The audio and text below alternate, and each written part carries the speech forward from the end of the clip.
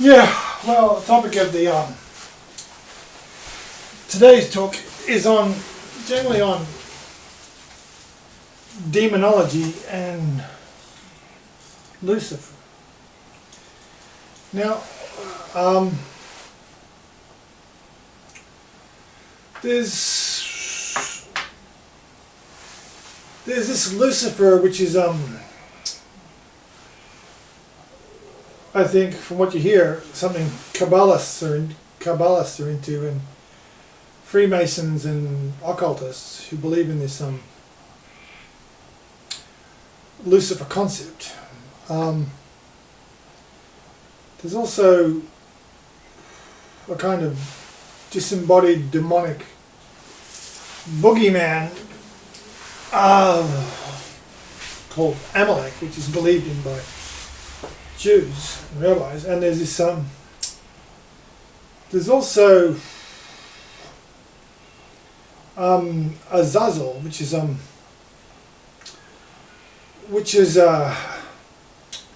like Lucifer and Amalek, based on a misreading of the Bible text. As far as demonology generally is rubbish.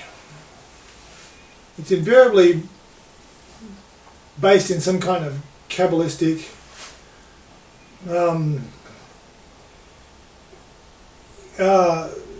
cosmology, where you have planet gods and powerful angels and blah blah blah blah.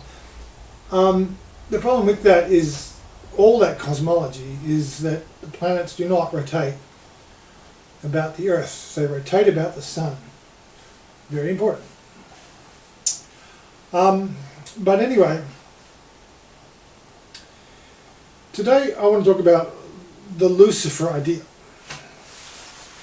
But generally speaking, there's only 3 angels in the Bible. There's only 3 angels mentioned in the Bible who have names.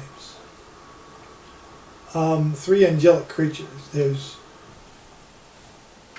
one angelic creature is Michael, who appears in the book of Daniel, and there's the archangel Gabriel, who is in the Gospels, and there's Satan. There's the fallen angel Satan, and that's his name.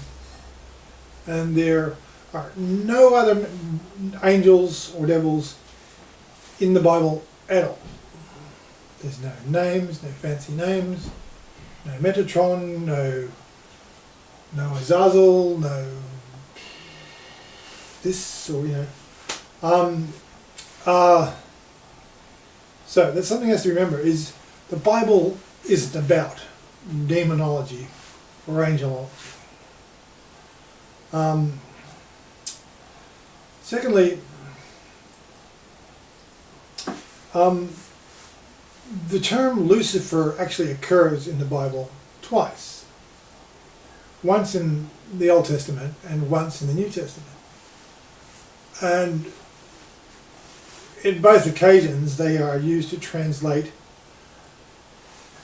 2 different Greek words. Well, they're similar. In Isaiah, there's the Greek version of Isaiah, there's this word phosphorus. And in St. Peter's epistles he talks about phosphorus, which is exactly the same word that's in the periodic table, and there's the chemical element phosphorus, and it's exactly the same word. Now, in English,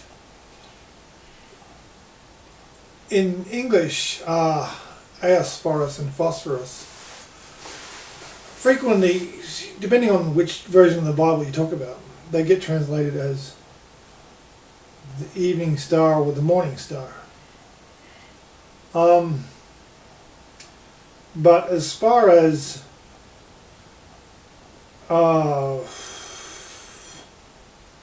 as far as the book of Isaiah's as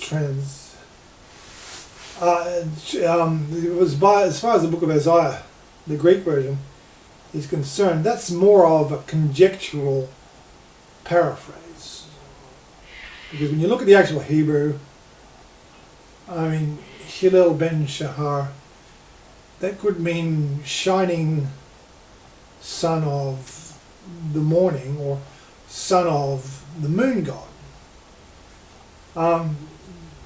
Because the moon god was important in Mesopotamia. There's a moon god cult centered around Haran. Now, but the son of the morning, or the son of the moon god, trying to saying glibly that is the morning star or something. It's a gloss. It's a stretch. Anyway, this is in the Latin. In fact, in the Old Latin translation, made in the first, second century AD, the Old Latin, which was before Jerome, the Old Latin says Lucifer, and the as does the Vulgate. But as far as St. Peter's epistle is concerned, Lucifer translates phosphorus. Now in the English it gets translated as the morning star.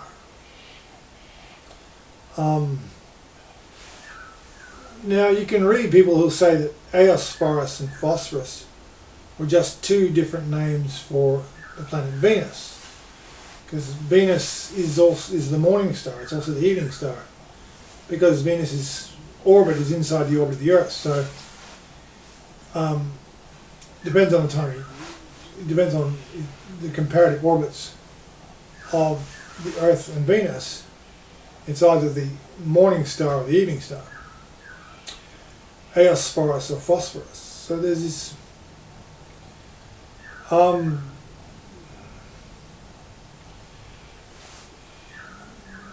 again, phosphorus, translating phosphorus as the morning star is conjectural, but Lucifer is, the word Lucifer is a direct literal translation of the word phosphorus, the light bearer. Lucifer, the light bearer. So Lucifer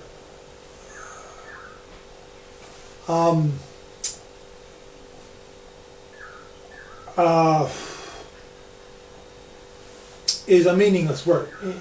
Well, it doesn't. I mean, it doesn't actually have any meaning beyond this simple literal translation, which is tautologous, as often literal translations are. But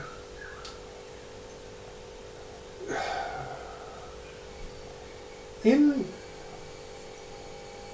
occult astronomy, well, there's two things. In real world scientific astronomy, there's this idea of the stellar sphere. Now, if you went around with this glass globe like a Martian spacesuit, you had this glass bowl in your head, and you walked around, you could call this your sphere of perception, because wherever you look, you'd have to look through the glass bowl. And what you could do with this glass bowl is you could draw everything you see onto the interior or even the exterior. You could reach around with a dry marker and draw everything you see from where you're sitting on the surface of the glass bowl. Because everything you see, there's a line between your eye and a distant object, and which intersects the glass bowl. And so you can actually project everything you can see in the universe onto the surface of this glass sphere. surrounding your head. And that's what they do in astronomy, because what they do is they have the fixed stars and the galaxies and nebulae and whatnot,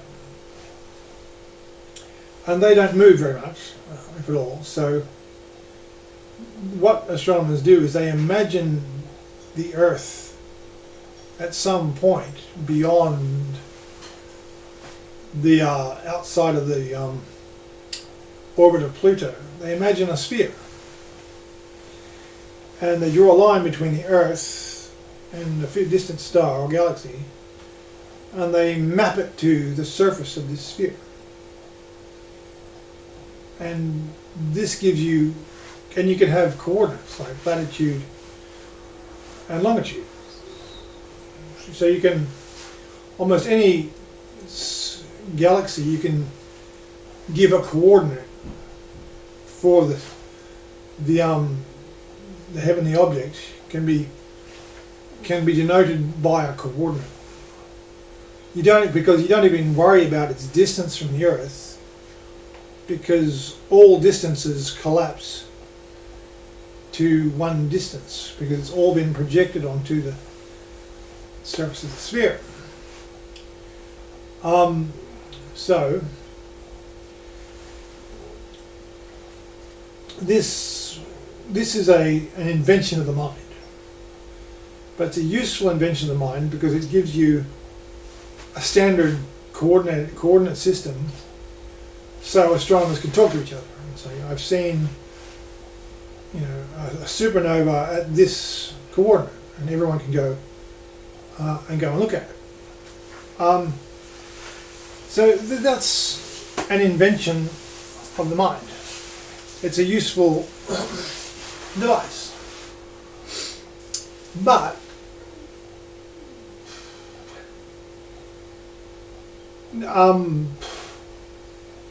in kind of pagan mythical astronomy, they take this stellar sphere and they pretend that it's real. And they pretend that the stars are embedded in this sphere, and it becomes therefore the bearer of light, or Lucifer. And because the pagans already imagined a crystal sphere for every different planet, and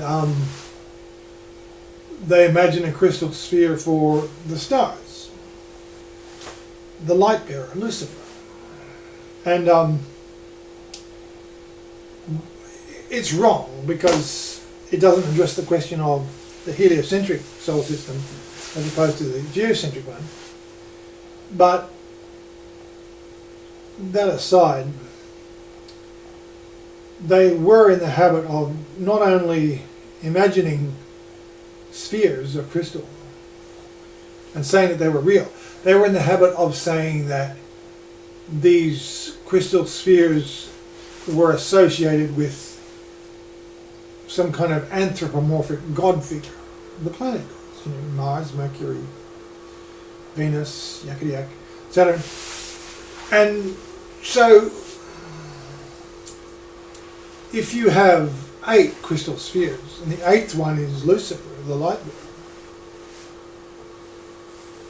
if you're in the habit of mind of associating some kind of anthropomorphic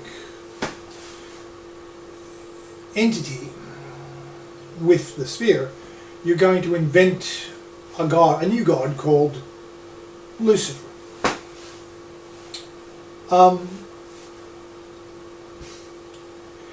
Now, that's what Lucifer is. It's an invention of the mind which has been turned into something real in some people's minds.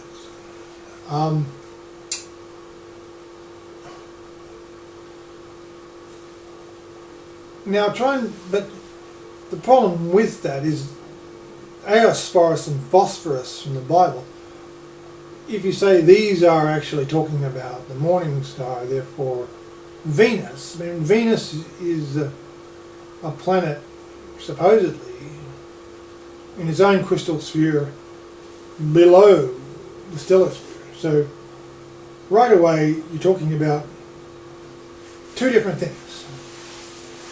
There's a fundamental confusion. I mean, is Lucifer Venus and the stellar, the crystal sphere corresponding to Venus, or is it the eighth one way up there somewhere? An unaddressed problem with this whole Lucifer thing.